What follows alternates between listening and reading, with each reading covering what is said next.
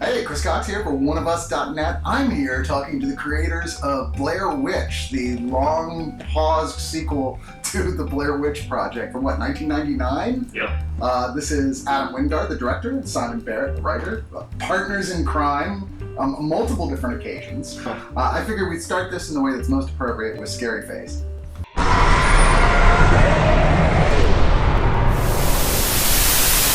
All right, your turn. I just did mine. We do. I missed it. I'll see it in post. Yeah.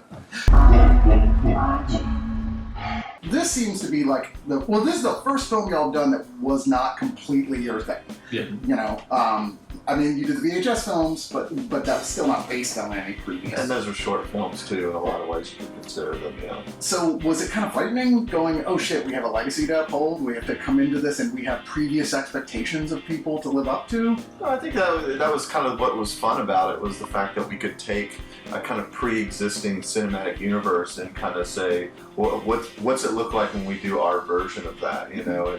And I think that's kind of the fun. I mean, we have other, we're developing an I Saw the Devil remake for a very similar reason, and that's kind of a fun challenge. I mean, like if we just kept doing these kind of genre deconstruction films like The Guest and Your Next, I mean, it would just become repetitive and it wouldn't be challenging to us anymore. So yeah, I mean, I'll admit, Blair Witch was the first thing I wrote that wasn't based on my own ideas, really, or at least the first thing since like Frankenfish back in like 2003 or whatever.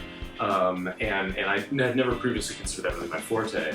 But the cool thing about the Blair Witch project is not only obviously we're huge fans of the original film, but it has this really rich, interesting mythology that had gone basically unexplored since 2000. So as much as I was kind of initially a little anxious at the beginning of this process, I felt like kind of we were the best people to do it, and if we couldn't figure it out, no one else was going to. Well, yeah, it seemed like nobody was really talking about it until you guys asked the question during the press junket stuff for VHS, I think, VHS 2. Mm-hmm. Like, hey, why hasn't anyone made a Blair Witch sequel? Yeah. And then they're like, wait, who said that? They were already talking about it at Lionsgate. Jason Constantine and Cohen had meetings with Steve Schneider and Roy Lee about doing it, but they hadn't talked to any filmmakers yet. And then I don't know if it was because of VHS 2 or whatever, but they had bought Your Next, and they'd seen the way we worked together, and I think they really liked working with us and wanted. Yeah, it's kind of interesting how the found footage thing is just run through such a grand cycle. There's just been so many different types of movies that's come and gone over the years, and it really was starting to feel within the last really 3 years that it was becoming more and more stagnant. And the VHS films were kind of an answer to that, where we said, let's try and throw a ton of different ideas into it of things that you've never seen before, and that you would never normally, or you couldn't fill up a feature film with those shorts, but they were really cool short films. But it was a really great way to explore the found footage medium, and so it kind of makes sense now, where it's just kind of like when it's kind of drying up, it's like it's time to kind of return to the roots of the whole thing, and that's where this movie comes in. It's like, to be able to really push the medium forward, found footage, you really do have to go back to what started it all and then try to, kind of reinvigorate it from there. Now, certainly there's a trend in the horror fan community of we're not sure if we're sick of found footage or not, because every time we're about done with it, something else pops up. You're like, oh yeah, that was good. Well, and everybody always asks us, even when we were doing the VHS films, do you think that found footage is a fad, and this and that, and and the answer to that is, it's definitely not a fad. I mean, it's gone just too long, but also, the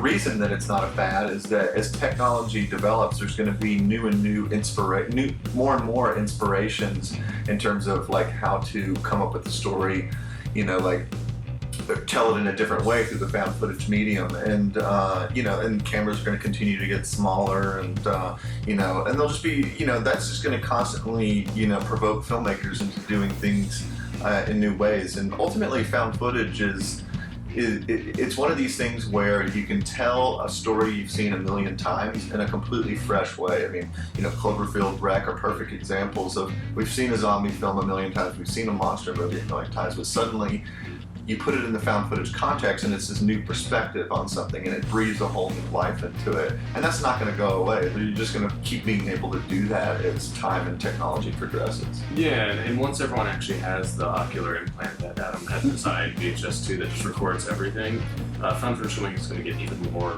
easy. Yeah, even more natural. I can't wait for that. Like even more cheap to film. Yeah, exactly. Yeah.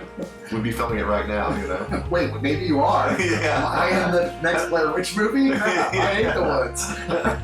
All right, well, thank you so much, guys. I hope everyone goes out and sees the Blair Witch, and I'm also looking forward to Death Note coming up for you next. Yeah. And you said you were working on again Something in the works.